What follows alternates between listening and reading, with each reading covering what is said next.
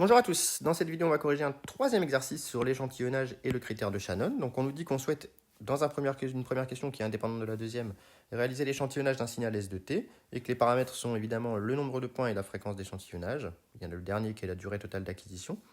Et donc on me demande de déterminer la période d'échantillonnage et la durée totale d'acquisition pour n égale 1000 et FE égale 20 kHz. Donc comme FE égale 20 kHz, eh bien, on a une période d'échantillonnage TE qui est égale à 1 sur FE, qui est donc égal à 1 sur 20 000.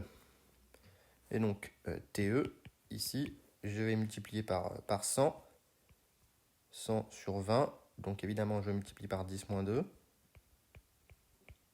Et donc ça nous fait 5 fois 10 puissance moins 5 secondes, ici comme période d'échantillonnage.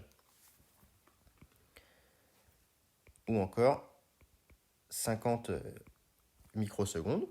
On me demande la durée totale d'acquisition. On rappelle que la durée totale d'acquisition vérifie que T0 est égal à N-1 fois TE. Donc ici, ça fait 999 fois TE. Voilà, tout simplement. Donc, on fait le calcul et on tombe sur... alors, on va prendre 0,050 secondes, donc 50 millisecondes. Ici, comme durée totale d'acquisition. On demande que vaut la résolution en fréquence delta F. Si jamais on venait à tracer le spectre, eh bien, on a un deuxième rappel de cours. Ça, ce sont des choses à connaître. Delta F, c'est FE sur N. C'est aussi égal à 1 sur T0. Donc, on peut le calculer de deux manières différentes. Donc, FE, ça fait 20 000. Divisé par N qui vaut 1000. Donc, on a une résolution en fréquence qui vaut tout simplement 20 Hz ici. Donc je ne peux pas séparer des composantes spectrales distantes de moins de 20 Hz avec ces paramètres-là. Donc quels signaux peuvent être échantillonnés avec ces paramètres? Justement, on va rebondir là-dessus. Premièrement, on a FE égale 20 kHz.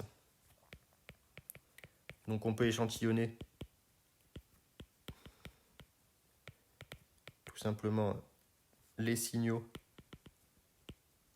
tels que Fmax soit inférieur à 10 kHz pour respecter le critère de Shannon.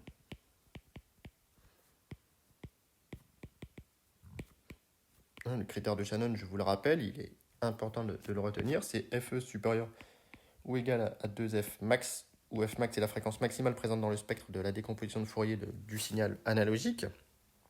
Ça, c'est la première chose, premier point. C'est le point concernant FE. Et le deuxième point, c'est que delta F est égal à 20 Hz ici. Donc, on ne peut pas séparer des composantes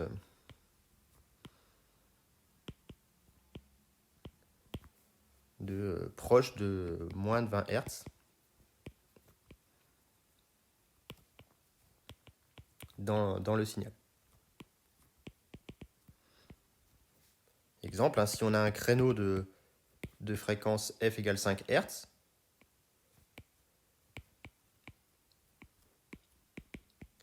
eh bien, vous savez que normalement son spectre, ça contient toutes les harmoniques impaires.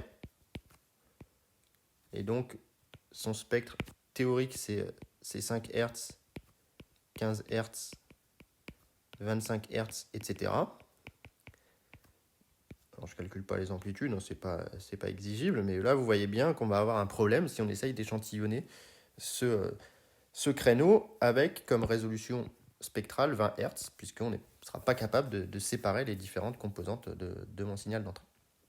Donc voilà pour la première partie. Dans la deuxième partie, on me dit qu'on considère un signal modulé en amplitude qui se met sous la forme A cos 2pi f1t cos 2pi f de t. Alors je vais le reprendre pour éviter de faire des allers-retours.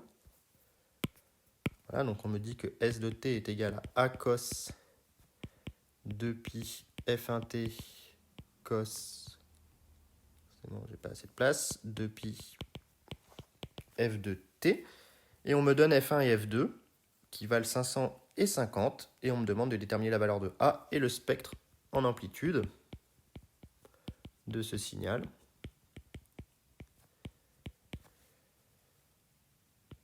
Donc pour la valeur de A, mais on prend un t égale 0. S de 0, ça fait A, tout simplement, puisque ça fait cos 0 fois cos 0. Et donc ça, c'est égal à 1 volt graphiquement. Donc on vient de trouver la valeur de A. Et ensuite, pour déterminer le spectre, eh bien, on va utiliser le fait que cos A cos B est égal à 1 demi de cos A plus B plus cos A moins B. Voilà. Pour pouvoir réécrire S de t sous la forme A sur 2, facteur de cos 2pi, eh bien A plus B va me donner F1 plus F2t plus cos 2pi de F1 moins F2t. Voilà. Et donc on a deux composantes sinusoïdales, pas de valeur moyenne, deux composantes de fréquence. On va les appeler F- et F+, qui sont les observables dans les signaux, ici. Hop. Je vais les appeler F+ et F-. Donc de fréquence F+ égale F1 plus F2, ce qui fait 550 Hz, et F- égale F1 moins F2, donc 450 Hz. Et chacune est d'amplitude A sur 2. Donc on peut représenter ça ici. Donc A sur 2, ça fait 0,5 volts, hein, si on veut donner des valeurs numériques. Et donc on a 550 et 450. Voilà. Donc voilà le spectre en amplitude du signal modulé. Très bien, dans un dernier temps, on me dit qu'on désire échantillonner ce signal et effectuer sa décomposition en série de Fourier pour mesurer les fréquences avec une résolution de 1 Hz. On me demande de déterminer la durée d'acquisition minimale, la fréquence d'échantillonnage minimale et le nombre de points minimal utilisés par le convertisseur. Donc déjà on a Fmax qui est égal à 550 Hz dans le signal. Donc pour respecter Shannon,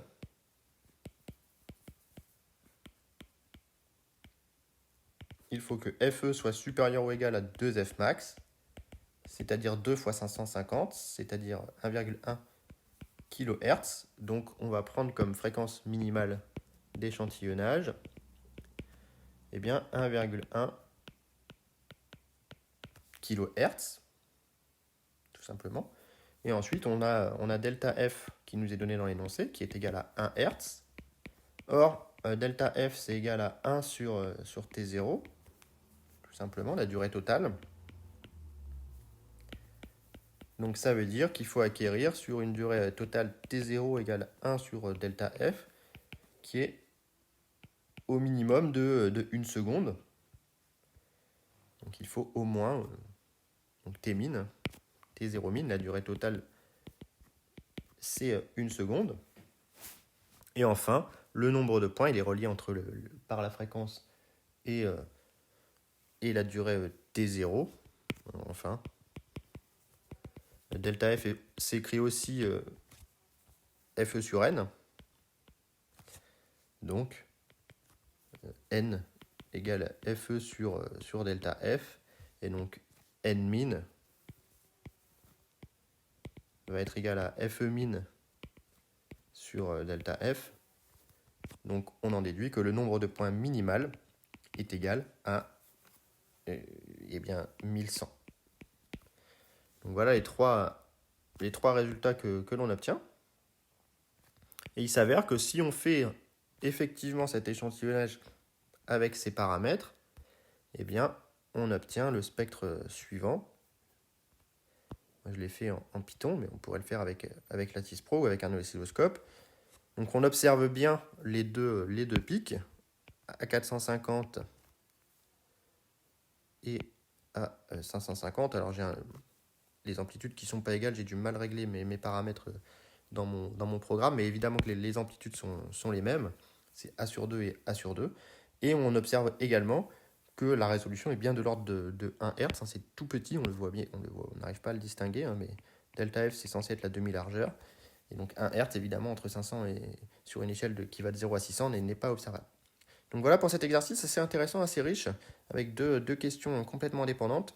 Donc si la correction vous a plu ou si vous avez des questions, n'hésitez pas à l'indiquer dans les commentaires.